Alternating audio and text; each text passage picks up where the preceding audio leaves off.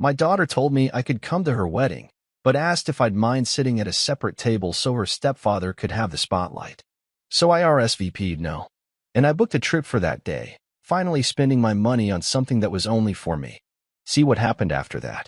First, let me quickly thank you for your continuous support. This means a lot to us. If you enjoy the stories we share, kindly subscribe to this channel. It will be great if you can leave a comment on which city you are watching from. We might just give you a shout out in our next story. Today's special shout out goes to David Barn from Florida. We are glad you enjoy our stories. Now let's go deeper into the story. My name is Jack, and for most of my life, I've been the man who waited his turn. You know the type, steady, reliable, always standing just a little behind everyone else in family photos, the one who never wanted to make a fuss. That's what I thought love looked like. So when my daughter called to say she wanted me at her wedding, but asked if I'd mind sitting at a separate table, away from the family she'd built with her stepfather, I said yes in a voice so calm I didn't even recognize it as mine.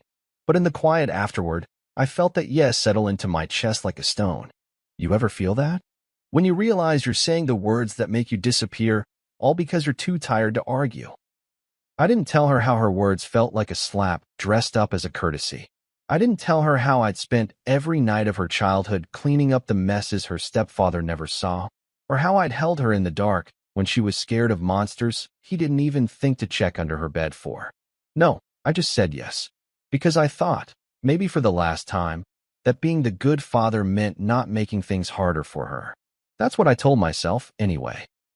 I didn't tell her about the hollow that grew in my chest, about how I hung up the phone and just sat there, in the kitchen that still smelled like the coffee I'd made an hour before.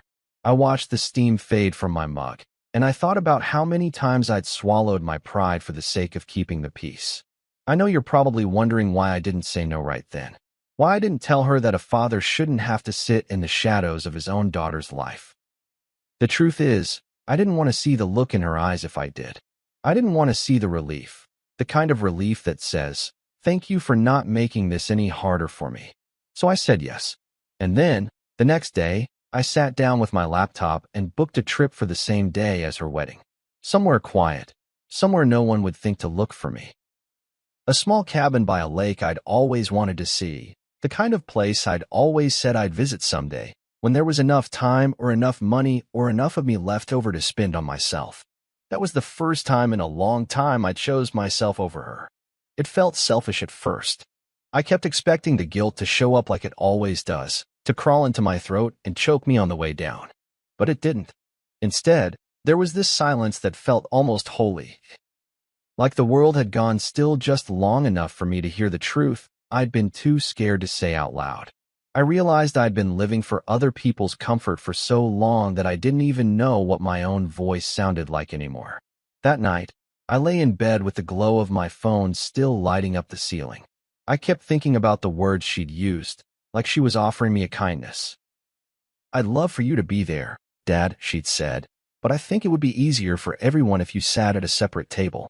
Just for the ceremony. Just so it's, less complicated. Less complicated." As if I was the complication, the last messy piece in her carefully curated life. I could almost see it. Her in the white dress. The stepfather who'd given her the picture-perfect family she'd always wanted. The guests who'd never know the man who held her through nightmares or taught her how to ride a bike. All of it lined up, polished and bright. And me, a ghost at the edge of the photograph. I thought about the first time I taught her how to swim. She was 5 and terrified of the deep end. I held her in my arms and told her she was safe, that she could trust me to keep her above the water. She believed me then. And now, all these years later, I was the one who had to sink to keep her from drowning in the awkwardness of the truth. I couldn't find a way to tell her that I wasn't willing to be that kind of life raft anymore. I didn't sleep much that night.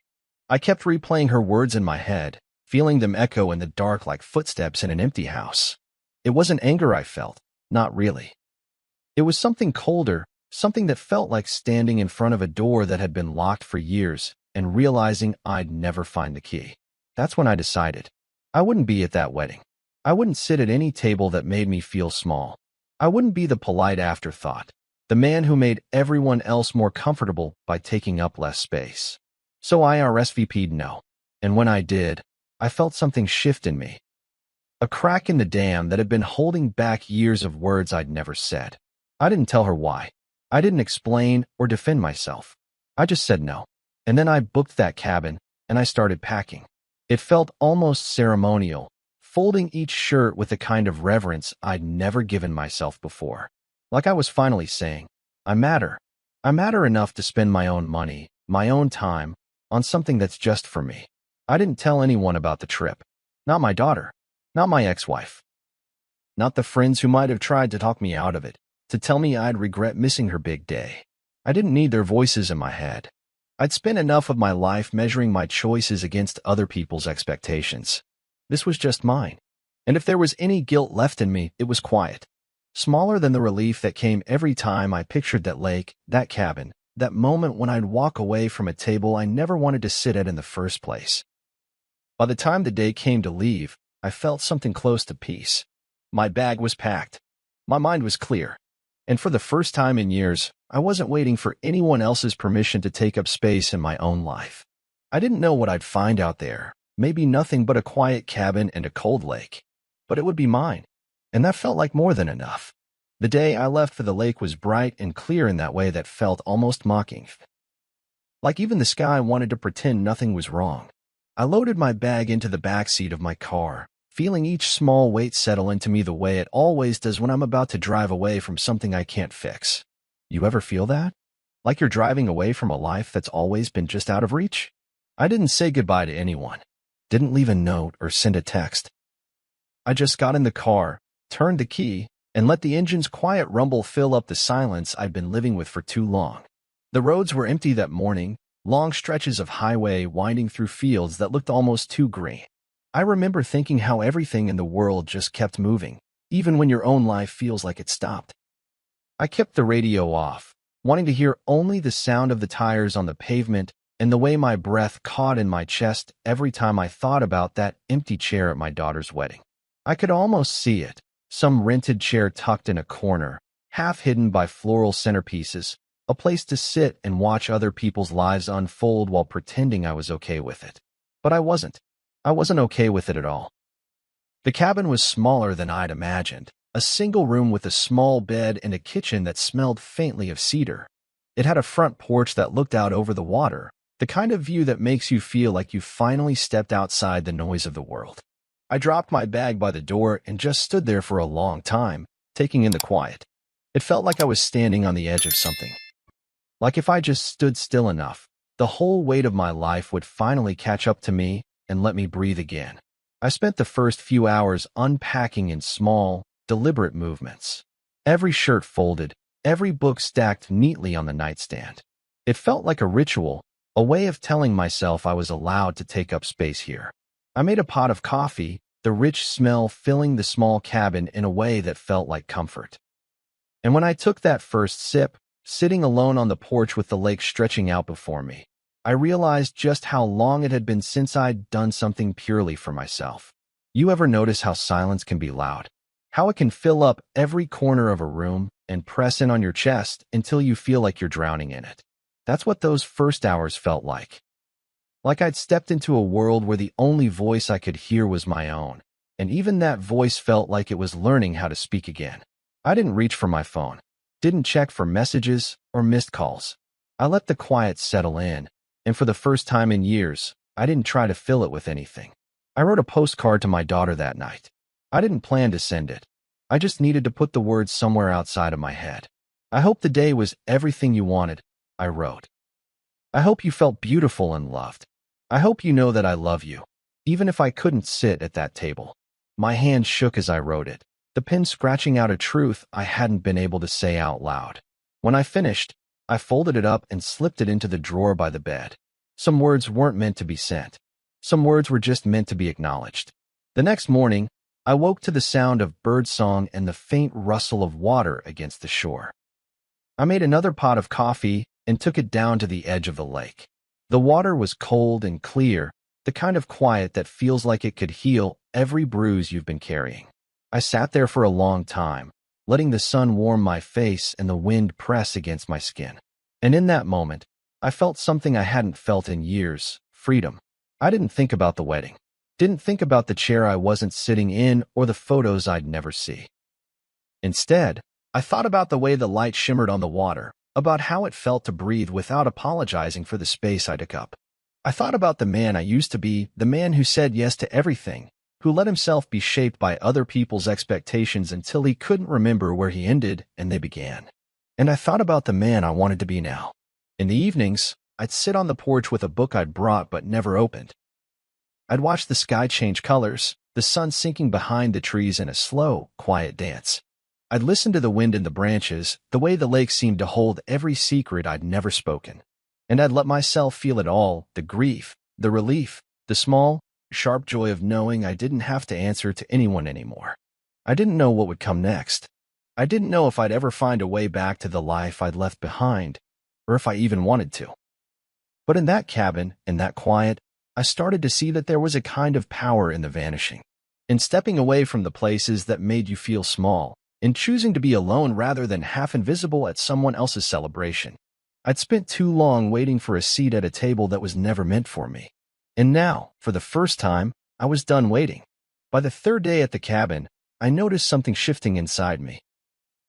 A slow uncoiling, like I'd been holding my breath for years and finally let it out in one long, quiet exhale. It wasn't a big moment, nothing dramatic. Just me sitting on that old wooden chair on the porch, staring at the water and realizing I didn't have to explain myself to anyone anymore. No one was waiting for me to show up, to smile politely at a table I didn't choose, to be the father everyone expected me to be. I was just Jack, and for the first time in decades, that felt like enough. I started going for long walks through the woods behind the cabin, tracing narrow dirt trails that wove through towering pines and the soft hush of fallen leaves. Each step felt like a small reclamation of my body, of my breath, of the quiet parts of me I'd buried under years of compromise. I didn't have a destination, didn't have anyone to check in with or hurry back to. I just walked until my legs ached and my mind felt empty in the best way. You ever feel that? Like the world finally gives you permission to let go? At night, I'd sit by the fireplace with a bottle of bourbon I'd picked up at a small store in town. I'd pour a finger or two into an old chipped glass and just watch the fire dance. There was something hypnotic in the way the flames flickered, like they were burning away the parts of me I didn't need anymore. I'd think about my daughter, about how I'd spent years trying to be the father she needed me to be. Steady, quiet, always willing to take the back seat. And I'd wonder if she even knew who I was beneath all that, or if I'd ever let her. I wrote more postcards in those nights, each one a confession I couldn't make in person. I'm not angry, I wrote once. I'm just tired of disappearing. Another night. I used to think love was about sacrifice. Now I think it's about honesty, about showing up for yourself, even when no one else does. I didn't plan to send them, but writing them felt like a promise to myself. A promise that I wouldn't go back to the man who always said yes, no matter what it cost him. One afternoon, I found an old rowboat tied to a rickety dock behind the cabin. It was half sunk in the water, but I hauled it out and spent hours cleaning it up, scraping away the algae, patching the splintered wood. It felt good to work with my hands, to lose myself in the simple, repetitive motions.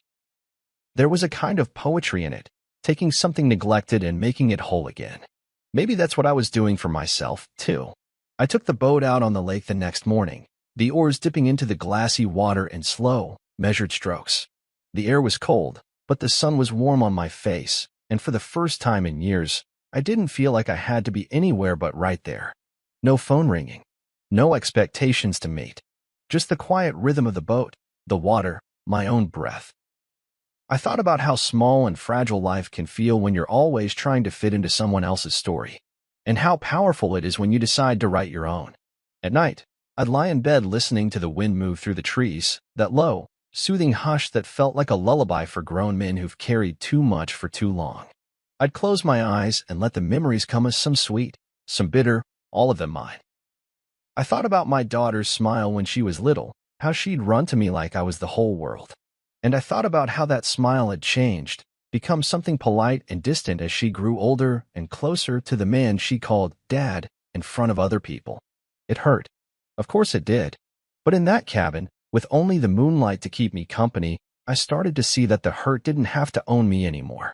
There was a small table in the cabin, tucked into the corner by the window. I'd sit there in the mornings, drinking coffee and watching the sun come up over the lake. And every morning, I'd tell myself, this is mine. This moment. This quiet. This breath. I'd spent so long trying to earn a place at someone else's table, never realizing I could build my own. And maybe it wouldn't be filled with toasts and speeches and applause, but it would be honest. It would be mine. By the end of that week, I felt like I'd shed a skin I didn't even know I was wearing. I didn't have any answers about what came next, didn't know if my daughter would ever understand why I said no. But I knew one thing for sure. I wasn't going back to the man who let himself be seated in the shadows of his own life. I wasn't going to let anyone else tell me where I belonged. And if there was a part of me that still ached for her, for the girl who used to wrap her arms around my neck and call me her hero, I let that part sit quietly beside me. I didn't try to bury it or make it small. I just let it be. Because even if she couldn't see me anymore, I could. And that was enough. Coming home felt different this time, like I was stepping back into a house I'd lived in for years but never really made my own. I pulled into the driveway and just sat there for a while, my hands resting on the steering wheel as the engine ticked and cooled. You ever come back to a place that's supposed to be familiar, only to realize you don't quite fit into the shape of it anymore? That's what it felt like. Like the man who left for the lake was not the same man who turned the key in the front door. The house was quiet when I stepped inside. Dust motes drifted through the sunlight, and the air smelled like coffee and the faint tang of old wood. I walked from room to room, running my fingers along the worn edges of the kitchen table, the chipped paint on the window frames. All these little imperfections that used to feel like burdens. They felt different now, almost like they were mine in a way I hadn't let myself believe before. I'd spent so long trying to keep everything just right for everyone else, but now I saw the beauty in the cracks. They were proof of the life I'd lived here. Proof that I'd been here, even if no one else had been watching. I didn't call my daughter right away. I didn't check my phone for her messages or the wedding photos I knew she'd posted. I let the quiet linger, let it settle into my bones like a kind of peace. Instead, I turned my attention to the small things I'd always put off, tightening the loose cabinet hinge in the kitchen, oiling the squeaky door that led out to the garden. They were small acts, but they felt like a reclamation of this space, of the man I was becoming. I spent long afternoons in the workshop out back, the place that had always been mine in a way nothing else was. It smelled like cedar and sawdust, like memory and the promise of something new. I started sanding down an old chair I'd been meaning to fix, the kind of project that doesn't ask for anything but patience. Each slow scrape of the sandpaper was like a prayer, each stroke a small mercy to myself. I didn't think about the wedding or the seat I'd refused. I just let the work quiet the noise in my head. And in those moments, I began to understand something I'd never really let myself believe. That it was okay to take up space in my own life. That I didn't have to earn the right to be seen or heard or loved. I'd spent so long tying my worth to how well I could keep the peace, how much I could smooth over other people's discomfort. But in that workshop, with the chair under my hands and the radio humming softly in the corner, I felt something settle inside me, something like acceptance, something like forgiveness. My daughter called one afternoon, her name lighting up on the screen like a ghost I wasn't sure I was ready to see. I let it ring once, twice, 3 times before I answered, my voice calm in a way that felt unfamiliar. She started talking before I could say hello, her words tumbling out in a rush. Something about how beautiful the wedding had been, how everyone had said it was perfect. I listened, the phone warm against my ear, and waited for her to mention me. But she didn't, not at first.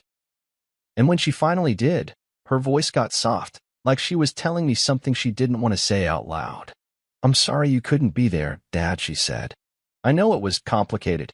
I didn't say anything for a long moment. I let the silence stretch out between us, heavy and honest. Because the truth was, I didn't want to be there. Not the way she wanted me to be. Not as the man who made it easier for everyone else by making himself smaller. When I finally spoke, my voice was low and steady. "I'm glad it was everything you wanted," I said. And I meant it, even if it hurt. But I couldn't sit at that table, sweetheart. Not anymore. She was quiet after that, and I could hear the static of the line, the small hitch of her breath like she was trying to decide what to say next. I didn't rush her. I didn't try to fill the silence with apologies or explanations. I just let her sit with it, let her feel the weight of my choice. Because that's what it was, a choice. And it was mine. We didn't talk much longer after that. She said she'd call again soon, and I said okay. But I didn't hold my breath. I learned something at that lake, something I wasn't willing to let go of. I learned that love doesn't always look like staying. Sometimes it looks like stepping away from the table, from the people who don't know how to make room for you. Sometimes it looks like building something for yourself, even if no one else understands why. That night, I sat in the workshop long after the sun had gone down, the only light coming from a small lamp on the workbench. I ran my hand over the chair I'd been sanding, the wood smooth and warm under my fingers. It wasn't finished yet. There were still rough patches, places that needed more work. But it was mine. And as I sat there in the quiet, I realized that was enough. More than enough. The knock on my door came on a Saturday morning, just after I'd settled into my workshop with a cup of coffee that had gone cold in my hands. I knew it was her before I even opened the door. There was a weight in the air, a kind of gravity that had been pulling at me since I hung up the phone. My daughter stood there, her new husband a half step behind her, both of them looking like they'd rehearsed what they were going to say all the way here. I felt my breath catch in my chest as I took them in, the way her eyes shifted around the doorway, the way he hovered just out of reach. You ever see someone you love standing there, and know there's 100 conversations between you, and none of them are going to be easy? I didn't invite them in right away. I leaned against the doorframe, the wood solid against my shoulder, and just waited. She cleared her throat, her fingers twisting in the hem of her sweater like she was trying to find her balance. "Dad," she said, her voice soft but sure. "Can we come in?" I nodded, stepping back to let them pass, and felt the way the air shifted around us. The house felt smaller with them in it, like all the years of unspoken things were crowding in to watch. We sat at the kitchen table, the same table where I'd eaten 1,000 quiet breakfasts alone. Her husband sat stiffly in the chair beside her, his hands folded neatly in his lap, his gaze flicking around the room like he was cataloging everything he didn't understand. My daughter reached across the table, her hand hovering over mine, but she didn't touch me. "I know you were hurt," she said, and her voice trembled in a way that made me want to reach for her, to comfort her like I used to. But I didn't. I let her words hang there, heavy and unresolved. "I didn't mean to make you feel like you didn't belong," she said, her eyes bright with something I couldn't name. Regret, maybe, or just the weight of realizing how deep the hurt went. I thought it would be easier. For everyone. Her husband shifted beside her, his hand resting on her shoulder like he was trying to anchor her. I watched them both, and for the first time I saw how young they still were in so many ways. How much they still believed that love was about making things neat and easy. "I know," I said, my voice steady. "I know you didn't mean it to hurt. But it did." She flinched a little, like my words had cut through the careful script she'd prepared. "I've spent a long time being the man who made things easier," I continued, my hands resting flat on the table, palms open. "The man who stepped back so everyone else could have what they wanted. But I can't do that anymore. I won't." Her eyes welled up, and for a moment I thought she might reach for me. But she didn't. "I don't want to lose you," she whispered. And in that moment, I felt the weight of every bedtime story, every scraped knee I'd kissed better, every quiet sacrifice I'd made to be the father she needed. I loved her more than I knew how to say, but I also knew that love wasn't about disappearing to keep her comfortable. It was about showing up, even if it meant showing up in a way she didn't expect. "You're not going to lose me," I said, "but you're going to have to accept that I'm not going to sit at a table that makes me feel like I don't belong. I won't do it. Not for you. Not for anyone." Her husband's jaw tightened, but he didn't say a word. Maybe he understood, or maybe he didn't. I didn't care. This wasn't for him. The silence that followed was the kind that fills your lungs and makes it hard to breathe. But I didn't try to break it. I let it be there, solid and honest. She wiped at her eyes, her fingers trembling, and when she finally looked at me, I saw something in her gaze I hadn't seen in years, respect. Or maybe just the beginning of it. "I don't know if I can understand that," she said, her voice so quiet it barely reached me. "But I'm trying." I nodded, feeling a small, fierce pride in her willingness to even try. "That's all I ask," I said. "That you try." Her husband stood then, his hand still on her shoulder, and I rose with him. There were no hugs, no promises of how things would be. Just the quiet understanding that we'd both stopped pretending. As they left, she paused in the doorway, her eyes meeting mine with a kind of raw honesty that felt like a small crack in the wall we built. "I'm sorry," she said again, and this time I believed her. I watched them walk down the path to their car, the autumn leaves crunching underfoot, and I let myself feel the ache and the relief of it all. Because even though it wasn't the ending I'd once wanted, it was real, and that was enough. I stood there in the doorway long after they'd gone, the house around me quiet and still. And I realized that this was the final piece of it, this moment of quiet confrontation, of standing in the center of my own life and saying, I deserve to be here. I deserve to be seen. I deserve to be loved without having to make myself smaller. It wasn't about the wedding anymore, or the seat at the table. It was about me, about the man I'd always been and the man I was becoming. And as I turned back to the house, to the small workshop where I'd left the chair half finished, I felt something settle in my chest, a calm, steady certainty that I wasn't going to disappear again. Not for her, not for anyone, because this was my story, and for the first time in a long time, I was ready to tell it. The days after she left were quiet in a way that didn't feel empty. It felt deliberate. Like every hour was a small breath of freedom, a chance to build something that was finally just for me. I went back to the workshop, the chair still waiting in the corner, and I ran my hand along the smooth wood. It was nearly finished, but there were still rough edges, places that needed careful sanding, patient attention. Like me, I thought. Still in the process of becoming. I spent whole afternoons there, the radio humming low, the scent of cedar and dust settling into my clothes. With every stroke of the sandpaper, I felt a little more of the noise of the world fall away. I didn't think about the wedding or the seat I'd refused. I didn't think about whether she'd call again or if we'd ever find a way back to each other. Those were questions for another day. For now, it was enough to let my hands do the quiet work of making something whole.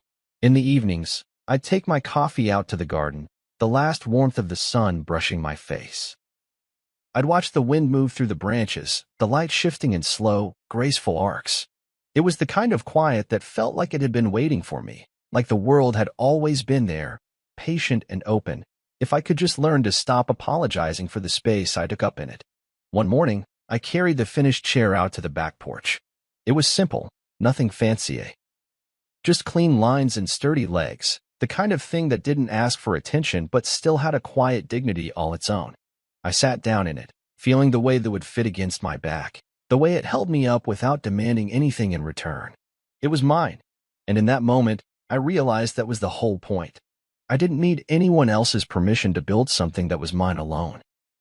I thought about my daughter sometimes, about the way her voice had caught in her throat when she said she was sorry. I knew we weren't done.